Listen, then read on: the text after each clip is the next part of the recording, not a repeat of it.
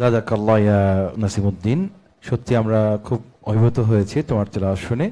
সুপ্রিয় দর্শক, আমাদের এবারের প্রতিযোগী ইন্টারন্যাশনাল হাফিজিয়া মাদ্রাসার ছাত্র হাফেজ নাসিমউদ্দিন। السلام عليكم ورحمة الله وبركاته. وعليكم السلام ورحمة الله وبركاته. أسمعنا من قوله تعالى: أعوذ بالله من الشيطان الرجيم، بسم الله الرحمن الرحيم. وإذ آتينا موسى الكتاب والفرقان لعلكم تهتدون. أعوذ بالله من الشيطان الرجيم.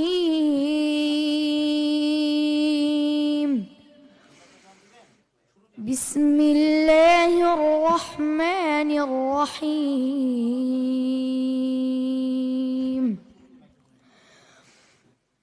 وإذ آتينا موسى الكتاب والفرقان لعلكم تهتدون. وإذ قال موسى لقومه يا قوم إنكم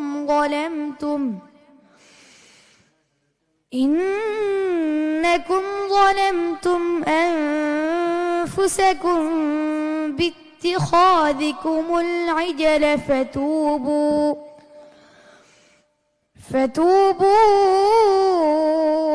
إلى بارئكم فاقتلوا أنفسكم ذلكم خير لكم عند بارئكم فتاب عليكم إنه هو التواب الرحيم.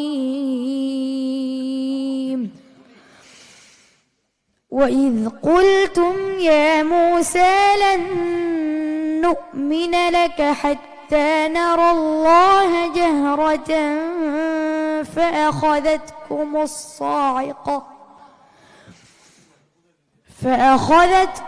الصاعقة وأنتم تنظرون.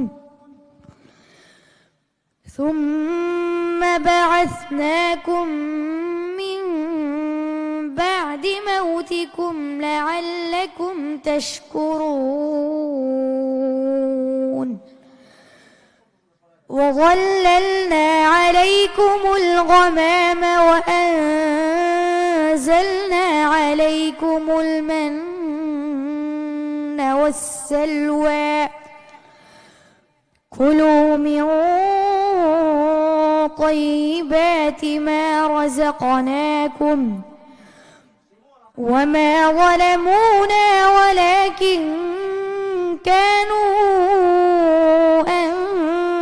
أنفسهم يظلمون. حسبك. صدق الله العظيم. সুবহানাল্লাহ। এই 11 বছর বয়সে যখন আমাদের খেলাধুলা করবার কথা, তখন নাসিমউদ্দিন এত বড় একটি মঞ্চকে আলোকিত করছে। সত্যি দোয়া রইল নাসিমউদ্দিনের জন্য। দর্শক, আপনারাও নিশ্চয়ই নাসিমউদ্দিনের তেলাওয়াতে অত্যন্ত ঋদ্ধ হয়েছেন। আমরা নাসিমউদ্দিনের ব্যাপারে এই পর্যায়ে মন্তব্য জানব সম্মানিত বিচারক শেখ আহমদ বিন ইউসুফ আল আজহারি হাফিজাহুল্লাহ।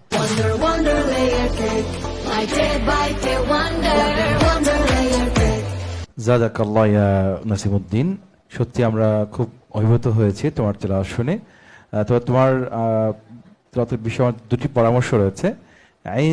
এখানে যে ইখফাটি এসে অতিরিক্ত গুন্না হয়েছে, এটি শুধুমাত্র 2 হারকা পরিমাণ হবে। as-সা'iকাতু এখানে যে শব্দটি এসছে এটি কিছুটা অস্পষ্ট ছিল, একটু ক্লিয়ার করতে হবে। এবং as-সালওয়া যেখানে শব্দটি এসছে এটি কিছু তাকলিলের মতো হয়েছে। তাকলিল কিন্তু শুধুমাত্র রিওয়ায়াতে ওয়ারশের মধ্যে আছে, হাফসের মধ্যে নেই।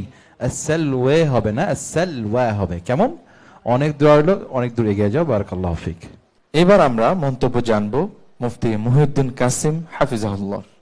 মাশাআল্লাহ, ছোট্ট বন্ধু মোহাম্মদ নাসিমউদ্দিন খুবই চমৎকার তেলাওয়াত করেছে।